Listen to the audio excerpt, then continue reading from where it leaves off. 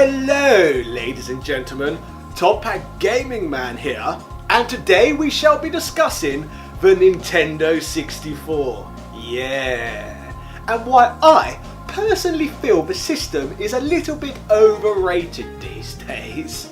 Firstly, one of the reasons I decided to make this video, because as you may be aware, I really do not like corporate fanboys. I do not think there's anything worse than basically making an allegiance for some corporate company who just want to take your money. That's just extremely stupid, immature behaviour, isn't it? Like, how can you feel that passionate, essentially, about a corporate product that you want to defend it in your own name and honour? That's outrageous, isn't it? So if you're offended by me bashing a games console, then you, sir, or you, madame, are a plonker.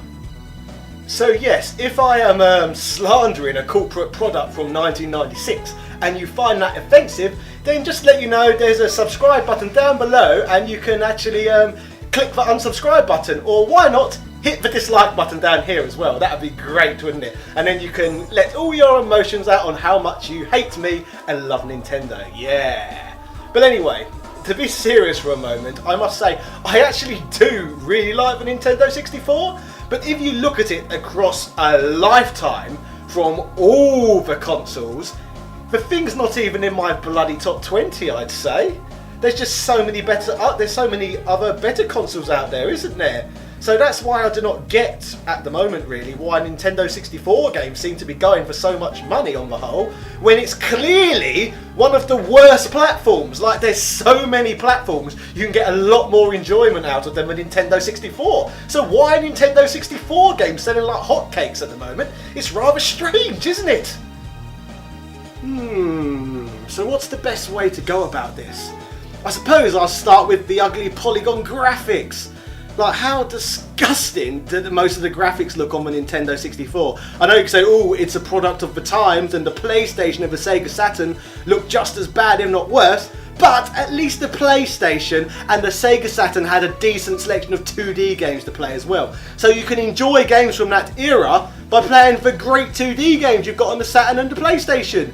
You can't do that on the 64. I can think of two decentish 2D side-scrollers on the whole bloody 64 platform. I suppose you've got Mischief Makers, which is an okay game by Treasure, and the other one I suppose is Yoshi's Story, which I suppose is meh at best. Like Yoshi's Island, which was much better, and that was on the Super Nintendo, which is only 16-bit.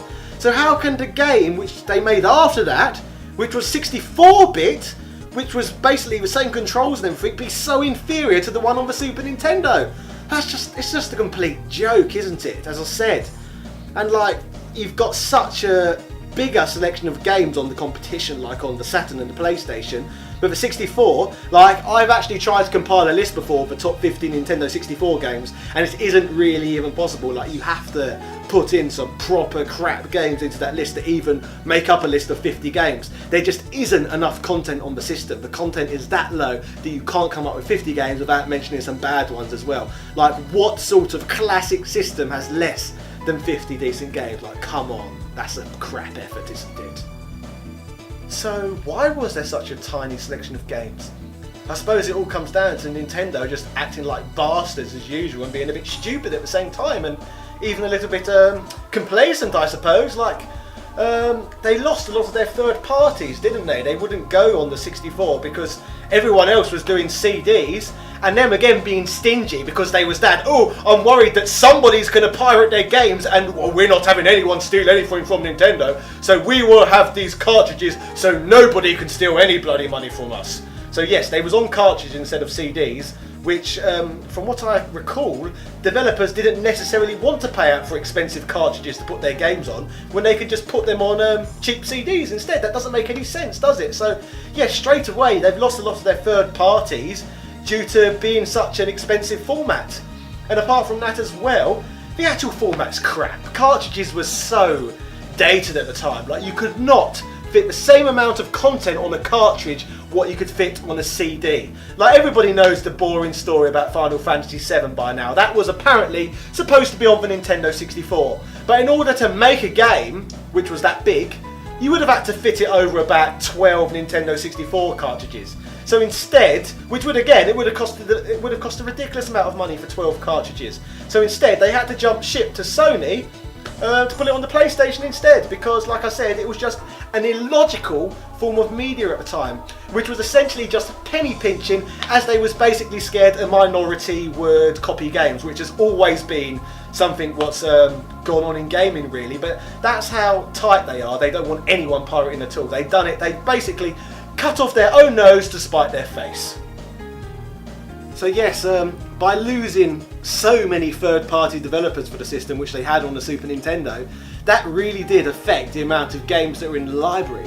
Which brings us to another point, the lack of gaming genres you get on the Nintendo 64 as well. Like, the main reason in my country of the United Kingdom that many people bought the Super Nintendo was to play Capcom Street Fighter. That was the killer app that shifted systems. Like, before that, people had Game Boys, but Nintendo, people had NESs as well, but Nintendo was never a force in the United Kingdom until Street Fighter came along. And obviously, the Nintendo 64 offered very little in the way of fighters. Obviously, the ones that come to mind was Killer Instinct Gold, which was alright, but again, that was by Rare, which was probably the only really good third-party developer what the Nintendo 64 had. Like, Nintendo didn't release any good fighters. I suppose you had Smash Bros, but that's only a fighter in a way, because it mixes things up completely. Like, how crazy is that? The Nintendo 64 never had any Street Fighter games, and Street Fighter was the main thing that shifted their units in the first place. Like, you think they would make something in place to make sure you had games like that on your system, and there was ways to entice developers over to you, but no, they basically no fighters hardly. How ridiculous is that? So yes, as I was saying, obviously the Nintendo 64 was released just before the millennium, about 4 years before, but they decided to stick with cartridges, like the bloody Atari 2600 from the 1970s. That's outrageous, isn't it? And for that reason, like I said, it continued to affect the game genres it had on there. Like before on the Super Nintendo, Squaresoft made so many great JRPGs on the system, and the Nintendo 64 pretty much didn't have them, did it? Like, there's hardly any good ones. Like, what is there on there? Holy Magic Century, which was bloody awful, and the other one that comes to mind, which was really good to their credit, was Paper Mario. But even Paper Mario is probably not as good as Mario RPG, is it? So yes, because of that, no fighters, no RPGs. So if the Nintendo 64 didn't have many good side-scrollers, fighters or RPGs, then what did it have? I suppose it had loads of bloody collector mups, didn't it? They bloody loved that genre. Like, to be fair to Nintendo, the first time I saw Mario 64, I was bloody impressed. That literally blew me away. Like, I couldn't even conceptualise how to play the bloody thing watching adverts and stuff. I'd never seen a game with like camera angles going around and like in like three-dimensional environments. Like I said, I could not imagine how you'd even play something like that, because I'd only played 2D games. So yes, Mario 64 for the first time, it was extremely magical, I must say that. And then after that, Banjo-Kazooie came along as well, which I'd say was equally as good. I had just as much fun with that game. But it was quite tiring, wasn't it, getting 120 stars and 100 jiggies, and after that I thought, that's enough collecting really, isn't it? Because then they brought out Donkey Kong 60, this is all Rare by the way, Donkey Kong 64, Conker's Bad Fur Day, and what was the other one? Banjo-Tooie. And all three of those games were just like Banjo-Kazooie. Like, really, did we need that many collector maps? Like, you've got to be some sort of lunatic, haven't you, to want to just wander around collecting that many items. Like, it wasn't fun by that point. You've collected 120 stars in Super Mario, and you've collected 100 jiggies in Banjo-Kazooie. You really don't want to spend any more time in your life just wandering around maps collecting things. That would be bloody annoying, wouldn't it? Like Ukulele, for example. I've got no desire to play that. Why do I want to play that? Collector maps? It was a fad. That was it. No more collector maps, please. Same as first-person shooters. No more first-person shooters. No more collector maps. Keep them away, please. And obviously, speaking of first-person shooters, you obviously had Goldeneye, which is many people's favourite game of all time, and it's constantly cited as the best game of all time, apparently. Yeah. And obviously, first-person shooters, as I said, there's bloody millions of them to this day, all essentially because of Goldeneye, then followed by Halo. And whilst I must say I enjoyed Goldeneye at the time, and which I'd like to add is, because it's Rare, it's British, like most of the good games on the Nintendo 64. So basically, the British kept the Nintendo 64 afloat rather than the bloody Japanese. But yes, I'm diverting now. But yes, Goldeneye. This is repeated a lot online. It's very, very dated to play today. Like, it does not control very well at all for a first-person shooter. And I suppose the reason for that is because we've had such a glut of so many first-person shooters. That's literally a genre that's been pushed to the limits. So there's been so much practice in making that game that GoldenEye is now boring and Stone Age, essentially. But yeah, going back to that, one of the things also what was actually great about the Nintendo 64 was the multiplayer, wasn't it?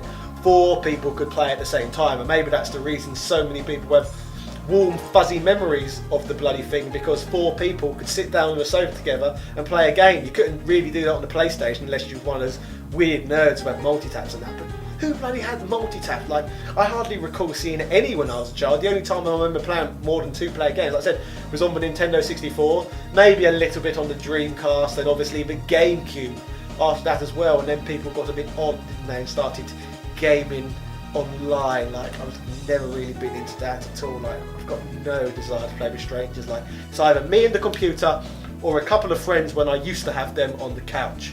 So yes, rare over the time period was, I suppose, the golden goose that laid the golden eggs. It's just a shame that GoldenEye, that golden egg has just happened to rotted now. So it's rather disgusting affair if you play today. But the nostalgic memories for people are there nonetheless. Now, something else which I found rather odd about the Nintendo 64 was there was one thing that was hot in the late 90s of Nintendo, and that was Pokemon. Like, Pokemon was such a hot commodity on the Game Boy. It gave it a whole new lease of life. So how ridiculous was it that Nintendo never released, and even up until this day, a proper Pokemon game on the Nintendo 64? Now, obviously, we played the Pokemon games on the Nintendo 64 because they were Pokemon. We wanted to play anything that was Pokemon at the time. Like, I played bloody Pokemon Pinball, Pokemon trading card game. If it had Pokemon attached to the name, I would play it. But if you look at the releases on the Nintendo 64, they're a pretty sorry state of affairs today. Like, I've not even played it because it didn't get released in my country. It was Hey You Pikachu, which I heard was a horrible virtual pet game, and virtual pets were very dated at the time, so why they chose to release that, I don't know. I suppose, again, just another way of cashing in on Pokemon. But just an odd factoid, whilst we're here talking about Hey You Pikachu, because I doubt I would talk about it again. The reason why it was never released in Britain is because we have such a wide diversity of accents. There was no way that primitive technology could have understood so many different British accents. That wouldn't have happened. So yes, Hey You Pikachu, apparently crap. Next one, Pokemon Puzzle League, was that what it was called? Basically just an average puzzle game. It was pretty pointless, like no reason to exist, I suppose, other than it was Pokemon again. And then we get to Pokemon Snap, which I even made the effort to import from America. And then I have to say I became very besmirched with that one, because I think I played it for the first time on Christmas Day, and I'd already completed it by the end of the day. Like, that's outrageous, isn't it? Spending £60 on some content. Well, more than that, because I imported it as well. So the import taxes, and then the money on the game, and then I complete it in about 6 hours. Like, that's outrageous, isn't it? Like, how can you release a game that short and charge so much money for it? And that brings me to the main event games, Pokemon Stadium.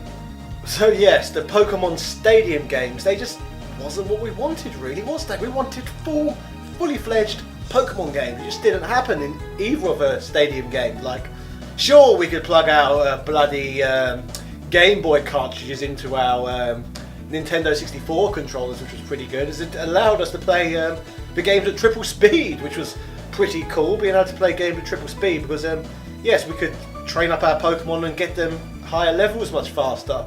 But the actual content of Stadium itself was a bit lacking. You had all those mini games, which were good fun, but again, that's not really a great amount of content, is it? And then you had obviously all the different tournaments and battle modes, etc. But we wanted a fully fledged Pokemon game, which really, that was just an overpriced DLC pack for the Game Boy game, wasn't it? Rather than a game in its own right. Hence why it's never really been released on the virtual consoles or anything like that, because it's obsolete now. So yes, I suppose to touch on the graphics again for a moment. Like, I really do believe it's probably the worst generation of consoles to go back and play PlayStation 64 and Saturn. Obviously just for the 3D games, that is. But yeah, the 64 mainly offered 3D games, so I really don't get why people are so keen to get back to it at the moment. As I said, the prices are hiking through the roof for the thing, so who are these people who are so keen to play 64? I don't get it. Like I said, there's better versions of a lot of games. Like the two that jump to mind, which are really good, and two of my favourites, obviously Majora's Mask and Ocarina of Time, but there's no need to play them on the 64 anymore because they're superior versions on the Nintendo 3DS, where they've actually made the graphics look decent, and most importantly, they've not got two of the worst things about the Nintendo 64 in them, and that was the horrible, do you remember the horrible mist? Everywhere you'd look, it would look like it was foggy, or some bastard had basically smeared Vaseline all over your screen. Like, you don't have to put up with that in the remakes of Zelda. So yes, if you're going to play Ocarina of Time or Majora's Mask, play it on the 3DS, don't dig out that primitive horrible 64. Like I said, it's horrible early 3D gaming, yuck. The Super Nintendo was so much better. So going back to the point that the games were put on these primitive cartridge format from the 1970s again, obviously, as I said, that made the games very expensive. So we were paying about £60 a pop to buy each cartridge, whereas that was expensive, wasn't it? So not many people who owned Nintendo 64s had the biggest libraries in the world. Whereas PlayStation owners, on the other hand, they had so much more choice. Like, they had such a better selection of games to pick from on the PlayStation than Nintendo 64 owners had. And I remember being a Nintendo 64 owner, going to the shops and then seeing all the PlayStation games. I was like, what? They're selling games for like £20? That's amazing. I'm getting a PlayStation. Like, how good was that, suddenly being able to play games for so cheap again? Like, as soon as Nintendo came along and swept microcomputers under the mat, games became very, very expensive. They completely monopolised the market and then started ripping everyone off like so badly. So as soon as Sony came along, they essentially made gaming great again. They made gaming cheap again and quality again for the masses. It was brilliant, wasn't it? Like, for that, it was good. So I had a Nintendo 64, so I could play the big expensive games like Ocarina of Time, Zelda, etc. And then I got to play games on the PlayStation when I bought it in '99 for really cheap, like Final Fantasy VII for pennies. And then great 2D games as well, like Rayman, for example, Tekken, Crash Bandicoot. Like I said, you got so much more choice on the PlayStation, which is the reason I feel today probably the PlayStation is a better option than the Nintendo 64. But as I said, the Nintendo 64, to summarise, isn't the worst console in the world, but let's be honest, it is by far from one of the best. Like, there's so many consoles I would pick over it any day of the week. So yes, to summarise, the Super Nintendo era completely indoctrinated me into becoming a Nintendo fanboy, and by the time the Nintendo 64 era was halfway through, I was fully converted into a multi-platform owner, because basically there was a lot of cock-ups with the 64, wasn't there? But overall, still a fun system nonetheless. But anyway, if you like this video, please like, subscribe if you're new, and leave a comment and let me know what you think, and some other subjects you'd like to hear me discuss. Also, if you didn't like this video, then I'd like you to unsubscribe now, please, because I would not like your unsolicited advice. And also remember to hit the dislike button so I know you don't like me. Thank you. Yeah.